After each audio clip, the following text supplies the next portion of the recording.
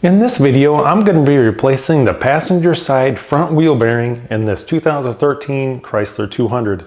This is going to be exactly the same from 2011 to 2014, and basically the same process for newer ones, just might be a different part number. So the wheel hub bearing assembly looks like this. We're going to go along, I'm going to show you step by step. You can get this job done in your own garage in about an hour. Hopefully this video will help you out by saving you time and money and not having to take it to the dealership. So let's go ahead and get started. All right, so first thing we need to do is jack up the car, which I've got jacked up right here. I've got a jack stand underneath there for added safety. And then we're going to go ahead and remove this wheel. So you're going to need a 19mm socket. I've already broke all these lug nuts loose. I'm just going to spin them off.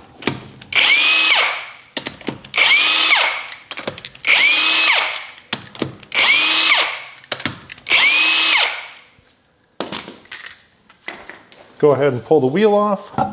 What we need to do is remove the caliper bracket, and then we can remove the rotor. To remove the caliper, we have two bolts on the back side. Need a 14mm socket. There's one right here, one right here. We're going to take those out, and then we're going to zip tie this up to the strut. You don't want your caliper just hanging by the brake line.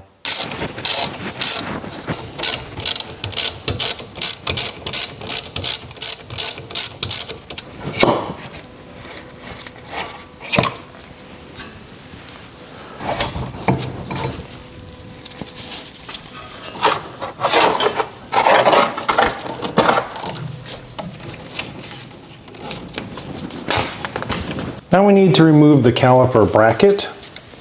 You'll see we have a bolt right here, and then right down here is the other one. 18mm socket, go ahead and remove those two.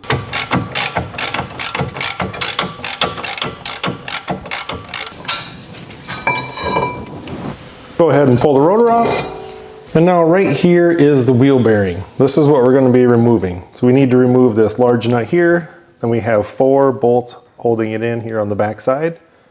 So what we're going to do is put some PB Blaster or use some type of lubricant on these threads to help them come out a little bit. Now I like to use either Knocker Loose by CRC, or you can use PB Blaster. It's a penetrating solvent that will help frozen metal parts. It also kind of eats away the rust and it lubricates the screws. I'm going to put a little bit of this on all 4. Let it soak for 20 minutes. Now we're going to go ahead and loosen up this nut. So I've got the threads here all lubricated. I've got a 36-inch pry bar and a wedged in here like this going down to the floor. So then when I go to loosen this and I put torque on it, it's just putting the torque on these threads. It's not putting on the torque on the drivetrain. Push down on the ratchet. You'll see how it's putting the torque on the crowbar and on these threads, and it's not putting so much torque on the transmission parts. And once you get it fairly loosened up, you can remove the crowbar and get that out of your way.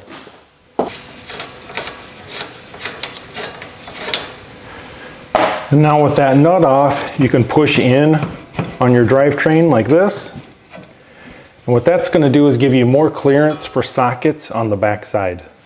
So we're going to be putting the sockets on right here. So if I push in, you see how that gives me more clearance? Makes it a lot easier to remove those 4 bolts. Once I get them all broke loose, I turn them out about 2-3 turns, then I can use an electric ratchet to spin them out. Now we have all 4 bolts out, and now we can hit this from the back side. If you have a slide hammer, you can thread it onto these studs and kind of slide hammer it off. Or you just take like a 2-3 pound sledge, and you got plenty of room to hit it here from the back side. And then you can also turn it from the side. So you can pull and hit at the same time. It should come right off.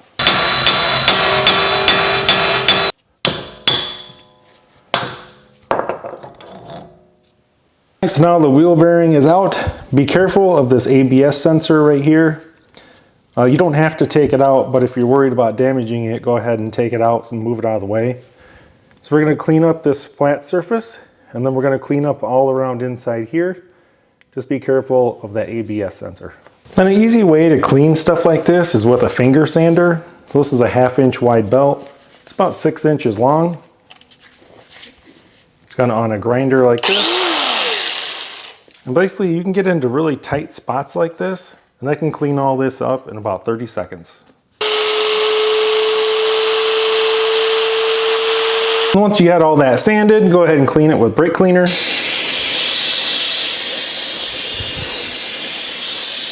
So now you want to take some brake lubricant, and you want to lubricate all inside here, all on this face, and just put a little bit on the front side of the spline.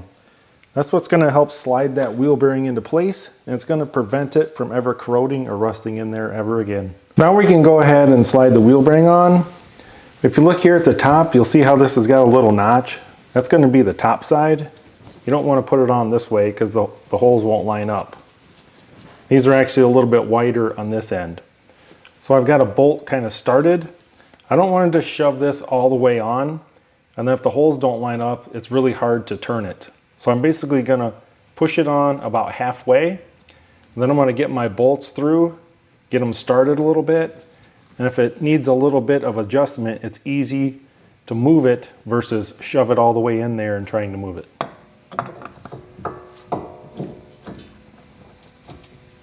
So I'm just eyeballing it right now, and now I'm going to start this thread and make sure that it lines up before I push it in any farther. All right, so I have the bearing about halfway in. I've got these 2 top bolts. They're threaded about halfway in. I'll go ahead and do the bottom ones, and then I can push it in the rest of the way. All right, so now I basically threaded these in by hand. I'm just going to go ahead, tighten them up snug, and then we're going to torque them. We're going to torque all 4 of those bolts to 70 foot-pounds.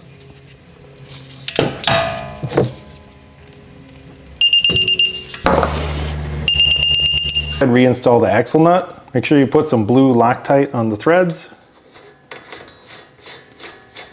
And then we're going to tighten this up to 118 foot-pounds. Now you want to clean your rotor and go ahead and reinstall your rotor.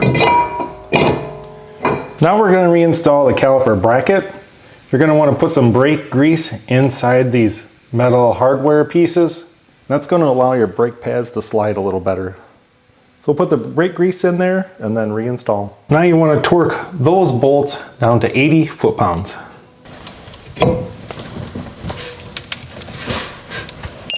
Turn off your brake pads and just pop those right back in place. They should slide right into place. And now you want to put brake grease all around the piston and all around those 2 sides there. That's going to prevent your brakes from squeaking.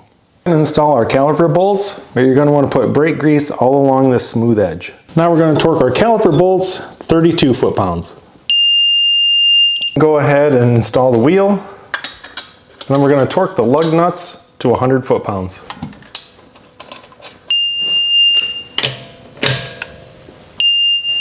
And that's all there is to it, guys. Now congratulate yourself for doing this all on your own. Hope this guide helped you out, and I appreciate it. Thank you for watching.